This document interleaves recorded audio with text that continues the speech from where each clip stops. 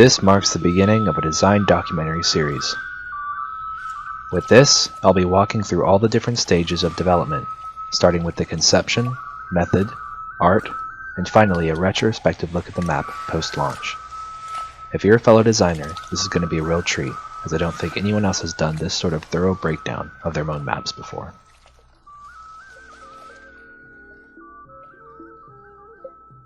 Tribunal was initially inspired from a map made by Examples, a peer of mine. The map was essentially 3 lanes that branched outwards from a central axiom, the perimeter of the lanes being connected by two-way teleporters. What I liked so much about the design was how simultaneously intuitive and efficient it was. Traditionally, maps have their major lanes connected with hard routes. One angle you can interpret this design is that those traditional hard routes were simply cut out, replaced with teleporters. This way, the process of finding enemy players in a 2v2 setting is not nearly as convoluted.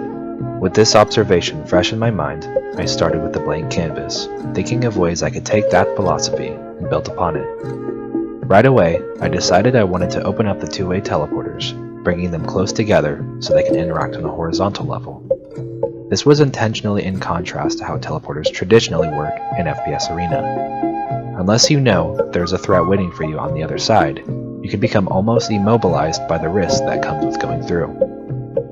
As you can see in this example, opening up the lines of sight and allowing players to interact across the segmentation creates a lot of possibilities for how players can engage with one another. But most importantly, still maintaining what made the core philosophy so appealing. Because the lines of sight between lanes are segmented, but still allow for quick traversal through the use of the teleporters, players can cycle through the map mindfully, making deductions as to where the enemy targets are. A well-coordinated team of 2 can deduct and flush out the entire map in a matter of seconds.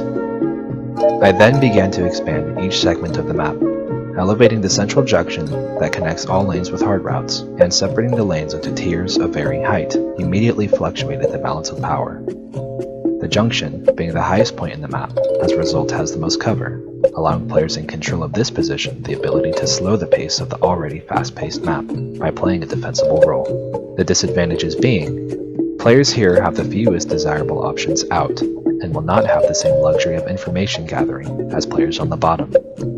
As you can see from these examples, players on the bottom can stay out of line of sight by taking this route around. In order for players on the top to get a convenient line of sight down the left lane, they will have to expose themselves by dropping off the ramp. This ramp also provides covers to players who want to make moves on enemy targets above. I then decided a counter to this position would be necessary. If the junction became too powerful that players would have to defend this spot in order to succeed, then I have failed as a designer. Killing 2 birds with 1 stone, I decided to make the lowest, weakest segment have the ability to counter the strongest. This gives the position a purpose within the macro scale of the map. How I did this was by creating a new position connected with the lowest segment and open up a line of sight between the 2 positions, the intended counter being disproportionately stronger with more cover to utilize. 2 well-coordinated players can use both these options to make very effective advancements on the junction. One thing I wanted to avoid during this effort to balance out different parts of the map is eliminating counterplay. I don't believe creating hard counters to solve all your problems is good for the map. This creates redundancy. Rather, I try to create positions with both positive and negative attributes. My goal is to blur the lines so that it becomes unclear to the players what the best option to success is. Rather, the best strategy to success should be always changing depending on the context of every given match.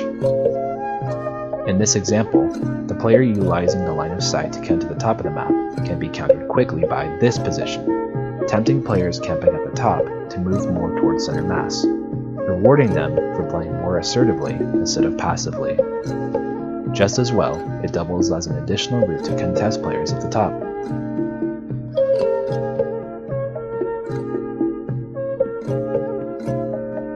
Now I started to think about the final lane on the map and what purpose it could serve. From this point of view, I observed that even despite its relative increase in height, not much advantage was to be gained from holding this position, besides the ability to quickly teleport to the center lane. It was clear that anyone standing here wouldn't have much of a chance at contesting targets positioned at the top of the incline.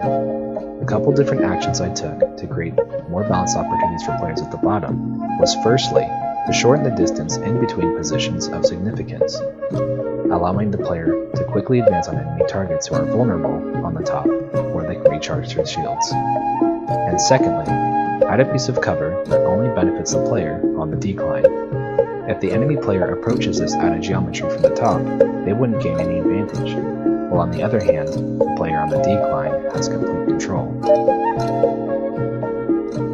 For the lane in the middle, I added some pieces of cover here that will act as checkpoints players can use in between bursts of movement where they can recharge their shields, buying time while their teammate sets up in a different position, or waits for an opportunity to capitalize on the mistake of an enemy target. This also helps players on the top push out and gain some leverage on players below. Finally, I added a window players can climb up to that created a line of sight between the left lane and the middle lane.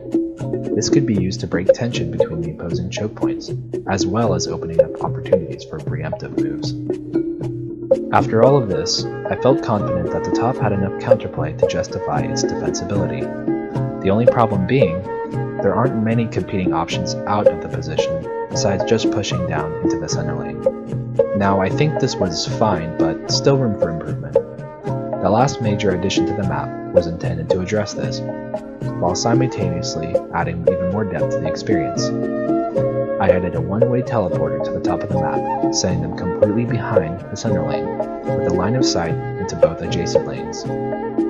The idea was for this option to act as a wild card, with the potential to tip the scales of battle when used correctly. One after another, all these added layers of depth set the stage for a variety of different encounters. At this stage of development, you should have already hypothesized how you would expect your map to play according to your design decisions.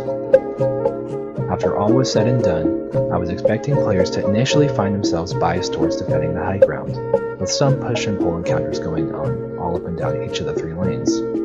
But hopefully, over time I would expect to see players spread out as they became comfortable with all the different options available to them. I hope that players would really end up revolving around this side of the map, the true central focal point where all the teleporters meet and the interactions have the potential to be the most diverse. The one-way teleporter being effective is important for this to work. I can imagine a hypothetical combat scenario where two players successfully wipe out the opposing team located on the top of the map, and as the newly respawned enemy team gets ready to make a coordinated counterattack on the top, they are surprised to see their opponents continue with their momentum, forsaking the defensive utility of the top, and flanking behind their enemies with the surprise advantage. All of a sudden, they got inside their enemy's head, and they don't feel safe anywhere. There are several psychological factors that are built into the competitive scene that can completely tip the scales of any given fight. Sometimes, it's the options that you would at least expect to be effective that turn out to be the most dangerous, simply out of the fact that it is the least desirable option. After the blockout was completed, all I had left to do was decide on an art style. This time around it was pretty easy to decide on a direction. I simply looked at the map from a distance and tried to let the geometry do the talking. What kind of feelings did it provoke in me? I decided to roll with the first interpretation that popped into my head, an Aztec/Mayan pyramid of sacrifice. The 30-degree inclines turned into the signature temple steps. The teleport center on the top of the map turned into a sacrificial idol, swallowing players whole, only to have them rebirth on the receiving end. The left lane came to symbolize death, with sharp, imposing spikes and skulls laced about the walls and halls. The right lane came to symbolize abundant life, with overgrown foliage, crashing wave sounds, and birds chirping. This philosophical bag of life, death, sacrifice, and rebirth all came together perfectly with the pre-Columbian hieroglyphs and color palettes. The teleporters all took on a universal pink shine to communicate their mysticism and magical utility. The idol was particularly mystical. It almost looks as if there's an actual light shining inside the sculpture, from which it bleeds through a cavity in the mouth. Ryla's Noble 7, a fellow designer who's especially skilled at centerpiece assets, helped me create the idol sculpture in a separate canvas before I incorporated it into the scene. The last big aesthetic feature I decided to add was this huge underground cave that acted as a one-way drop and exit right below the idol sculpture. The whole idea, while not completely practical, was to simply add a sense of exploration and a sense of grand scale to the map. This way, players could miss the jump to the teleporter, and where they would stereotypically be expected to die from falling out of bounds, they would instead be met with the dirt crushing beneath their feet. The feeling you get when falling into the dark, foggy depths below, in the belly of the beast, only to look up and see a light at the end of the tunnel. And as the player finds their way out, they realize how the path ties in with the greater whole of the map. This subversion of expectation has the potential to create very memorable moments. For the lighting, I decided to go with the classic Forger technique, a workaround which involves boxing in the map to remove all the natural lighting from the engine. This allows me complete control of the lighting in the atmosphere. This also comes with its own set of downsides. You have to put even more effort into making sure your light sources provide both visibility and maintain a natural look, which can be difficult with spotlights. Here, I think I did a pretty good job, as you can see from the before and after render shots of the map. The dark tone is important for setting the mood, just as much as it is important for masking the low-res textures of Halo's Forge. Lastly, I'm going to show off an assortment of finer details that organically introduce themselves as the development process toiled on, both the practical and the impractical details. The trees follow the rocks down into the sea to add a sense of place and scale. There is a window hidden out of sight near the top of the map players can climb up to. From here, they can jump across the atrium to the adjacent window and pick up a splinter grade. Not very practical, but still kind of fun. The overshield is particularly difficult to get to when approaching from the top of the map, forcing players to go down and around. This was done to create more of an emphasis on preemptive positioning, which can create different stages to the fight for overshield. The OS can also be retrieved from below by shooting the cage bottom. The damage boost can be seen from the opposite side of the window, but can be only reached through the center lane. There is a camel pickup hidden in a tree sitting outside the comfort zone of the map. It is possible to retrieve it with some clever acrobatics, but more likely the player will just fall off the tree to their death. The damage boost and speed boost both have scripted lights to appear when they are spawned in. This way players don't have to put themselves in inconvenient situations just to see if it has spawned. Not that that's a bad thing to do, but on this map I wanted the added convenience. As always, my friend Extraterrestrial did the scripting on the map. Here, I broke a chunk off the corner of this wall to ensure the line of sight between this window and the junction remained true. These conveniently placed grenades can be banked off the corner to damage targets in the back. It's really the smaller features like this that make me fall in love with maps besides just raw gameplay.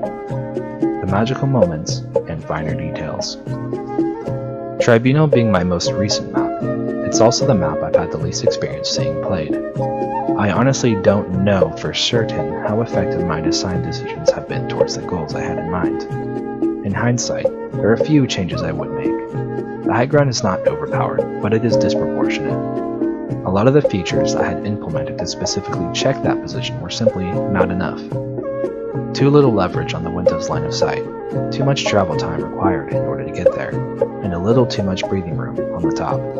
Just enough to let enemy targets escape several barrages of grenades. Tribunal is also one of my more simpler maps, not living up to the standards I've set with past creations. I don't believe this is detrimental to an experience. You don't always have to reinvent the wheel with each new iteration. But if I ever revisit the design, I would definitely strive for more depth. Despite this, I'm quite proud of what the map does do right, and even more proud of what it does better than my past creations. The art being the highlight of the experience, but also the innovative use of the two-way teleporters. As always, you have to take the positives and negatives of the results and learn from it, so you can continue to improve. I hope this walkthrough was helpful to you in some small way. If so, there will be plenty more to look forward to. I'll see you next time.